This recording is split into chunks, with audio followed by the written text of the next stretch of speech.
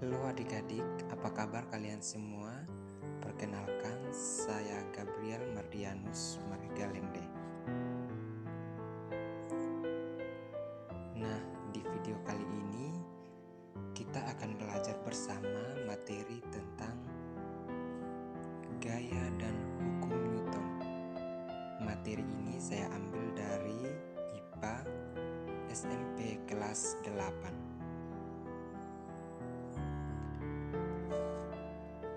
Oke, untuk itu mari kita lihat yang pertama tentang gaya. Jadi, apa sih yang dimaksud dengan gaya? Apakah adik-adik tahu?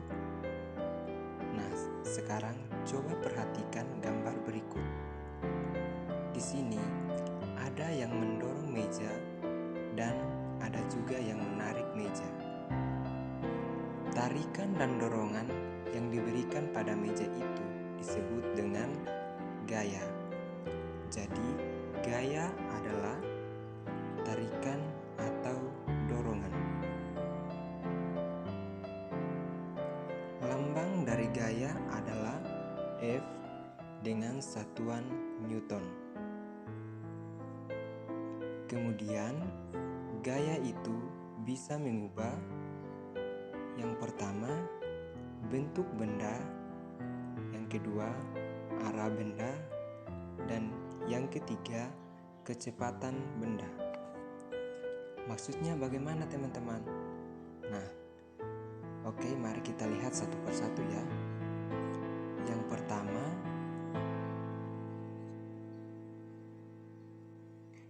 gaya dapat mengubah benda. Misalnya nih, kita sedang bermain plastisin atau lilin mainan. Nah, jika kalian memberi gaya pada plastisin itu, misalnya dengan kalian meremas-remas, bentuknya akan berbeda dari bentuk yang semula. Yang kedua, gaya dapat mengubah arah benda. Contohnya, ketika kalian sedang bermain bola, kemudian kalian tendang bola yang datang ke arah kalian, nah otomatis arah bola akan berubah. Yang ketiga, gaya dapat mengubah kecepatan benda. Misalnya, ketika kalian sedang bermain sepeda, semakin kuat kalian mengayuh sepeda, maka sepeda itu akan lebih cepat. Oke, kita lanjut. Sekarang kita akan membahas tentang jenis-jenis gaya.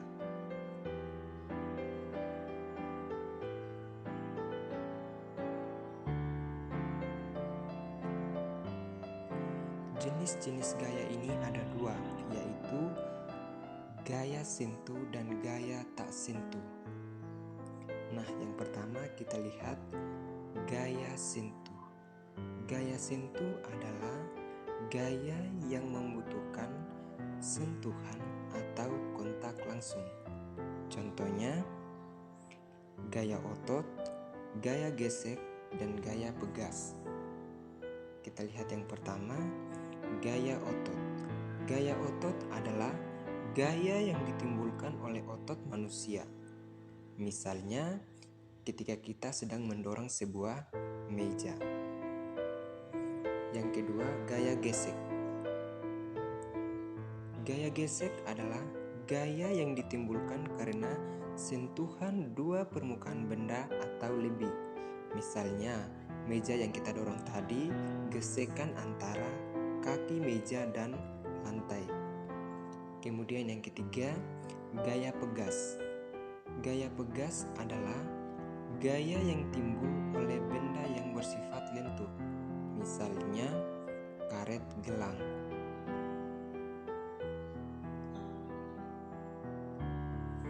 Jenis gaya yang kedua adalah gaya tak sentuh.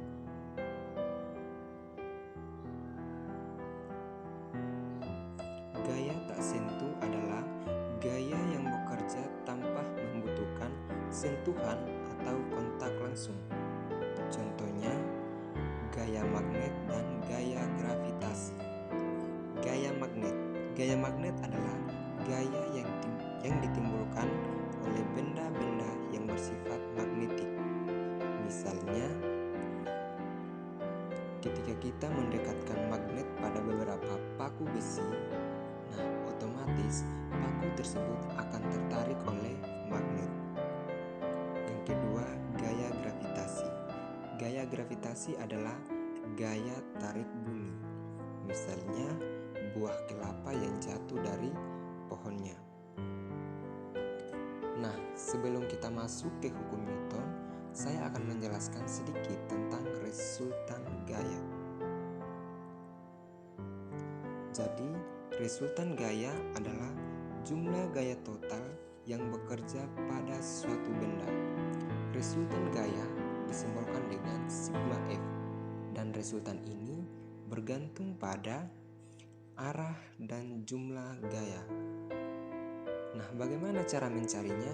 Yang pertama, gaya searah dan sejajar. Nah, seperti pada gambar berikut, cara mencarinya tinggal kita jumlahkan sigma F sama dengan F1 tambah F2. Yang kedua, gaya sejajar dan berlawanan arah. Seperti pada gambar berikut, untuk cara mencarinya tinggal kita kurangkan sigma F sama dengan F1 kurang F2. Dan yang ketiga, gaya saling tegak lurus. Misalnya, seperti pada gambar berikut, untuk cara mencarinya sigma F sama dengan akar F1 kuadrat tambah F2 kuadrat. Selanjutnya, kita akan membahas tentang hukum Newton. Hukum ini dikemukakan oleh Isaac Newton. Jadi, hukum Newton ada hukum 1 Newton, hukum 2 Newton, dan hukum 3 Newton. Oke, sekarang saya akan membahas satu persatu. Kita lihat yang pertama, hukum 1 Newton. Bunyi hukum 1 Newton. Jika resultan gaya pada suatu benda sama dengan 0, maka benda yang diam akan tetap diam dan benda yang bergerak akan tetap bergerak dengan kecepatan konstan atau tetap. Maksudnya bagaimana, teman-teman? Nah, tadi kan sudah dibilang bahwa resultan gaya sama dengan 0. Resultan gaya itu adalah jumlah gaya. Jika jumlah gayanya 0, berarti tidak ada gaya yang mengenainya.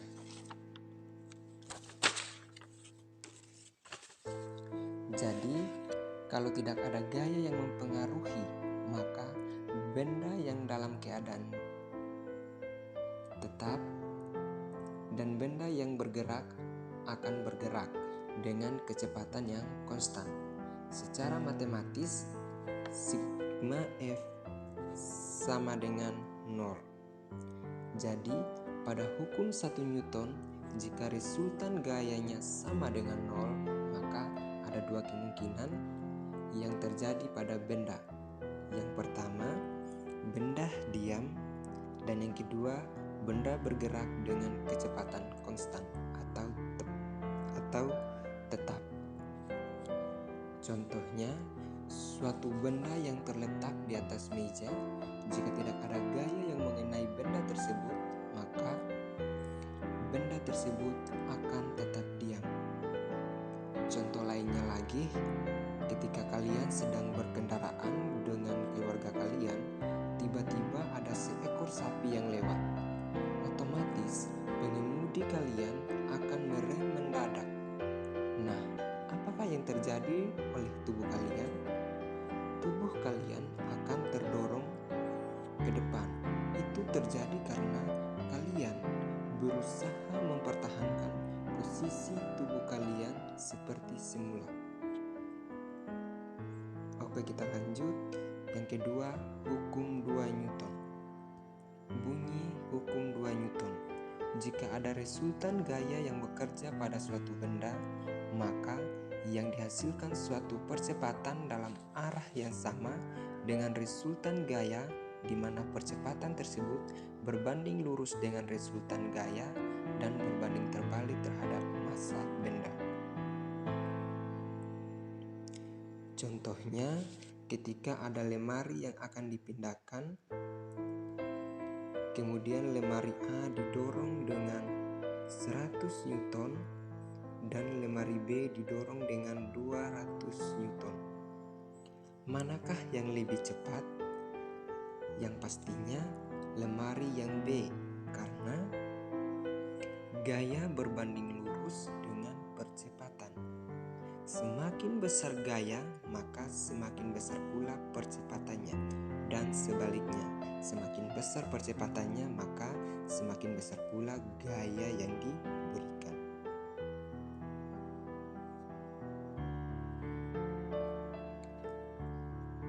Contoh lain, misalnya kita memindahkan 2 buah lemari, bedanya lemari A yang A lebih besar massanya dibandingkan dengan lemari yang B. Lemari A kita berikan massanya 10 kg dan lemari B kita berikan massanya 5 kg. Jika diberlakukan gaya yang sama, didorong gaya yang sama, mana yang lebih cepat? Yang pastinya lemari yang B, karena massa berbanding terbalik dengan percepatan. Semakin besar massa, maka semakin kecil percepatannya, dan sebaliknya. Jadi secara matematis, hukum 2 Newton dinyatakan dengan sigma F sama dengan M dikali A, di mana sigma F adalah resultan gaya, satuannya Newton, M adalah massa, satuannya kilogram, dan A adalah percepatan, satuannya meter per sekon kuadrat. Kita lanjut yang terakhir, hukum 3 Newton. Bunyi hukum 3 Newton. Ketika ada benda satu, F aksi, yang mengerjakan gaya pada benda yang kedua, maka benda dua akan memberikan gaya reaksi, F reaksi, yang sama besar pada benda satu, namun arahnya berlawanan. Secara matematis dinyatakan dalam F aksi sama dengan min F reaksi. Jadi besar gayanya sama tetapi arahnya berlawanan. Nah, arahnya yang berlawanan ini diberikan dengan tanda negatif. Nah, supaya adik-adik lebih paham, mari kita masuk di contoh soal. Beberapa gaya bekerja pada sebuah benda. Benda mendapat percepatan dengan 0,005 meter per sekon kuadrat. Hitunglah massa bendanya. Oke, pertama-tama kita mencari dahulu resultan gayanya. Nah, kita lihat pada gambar di sini. Di sini F1 dan F2-nya searah, sehingga ini kita jumlahkan. Sedangkan F3-nya berlawanan arah. Nah, karena dia berlawanan arah, kita kurangkan, sehingga sigma F sama dengan 15 tambah 10 kurang 20 sama dengan 5 Newton. Nah, untuk sigma F-nya kita sudah dapat. Sekarang kita akan mencari massa bendanya. Nah, massa benda ini kita menggunakan rumus sigma F sama dengan M dikali A, hukum 2 Newton ya. Nah, sigma F-nya tadi kita sudah mendapat 5 Newton, sehingga di 5 kurang M, 5 sama dengan M dikali 0,05. M sama dengan 5 dibagi dengan 0,005, sehingga M sama dengan 1000 gram. Jadi massa bendanya adalah 1000 gram. Oke adik-adik, mungkin materi tentang gaya dan hukum Newton yang saya berikan